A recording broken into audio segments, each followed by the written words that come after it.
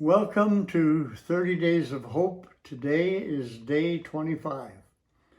If you were to ask me to zoom in on one crystalline moment in history, when hope was born for you and me, it has to be when God spoke to an elderly man named Abram, renamed him Abraham because he was going to father a great nation, and promised him that in you all the families of the earth will be blessed. Author Louis Meads beautifully reimagines the scene from Genesis 12. Sometime in the dead of night, perhaps, Abraham heard a voice, heard it with an inner ear that no sound waves ever touched, but heard it with a clarity that no one who heard it could ever question. "Go," the voice said, "take Sarah and go." "Go where?" "Never mind. You'll find out when you get there." "But why?" "Because I've chosen you to be the father of a new nation that will bless all the peoples of all the world." Abraham, as far as we know, had never heard that voice before. The voice could have been no more than a rumble from his own soul.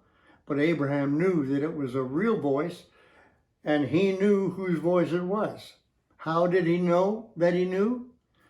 I've sometimes wondered what Sarah was thinking when she woke up before dawn and found her husband bustling about in the shadows with his 4 men, loading down his pack animals, getting his flocks arranged for a long trek across the Fertile Crescent to the other side of his world. "What in the world are you up to, my husband?"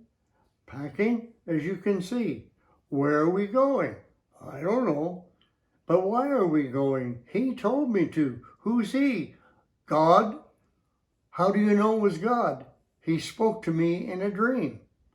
Perhaps my husband only dreamed that God spoke to him. Good wife, when God talks to you, you know that it's God who is talking to you.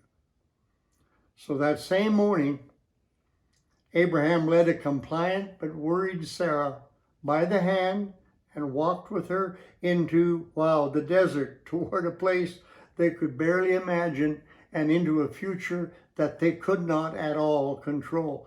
Thus began the Odyssey of hope for the father and mother of all who put their hope in God. Thus began the Odyssey of hope for the father and mother of all who put their hope in God. In these words, God told Abraham that he was going to bring Messiah to earth through Abraham's seed.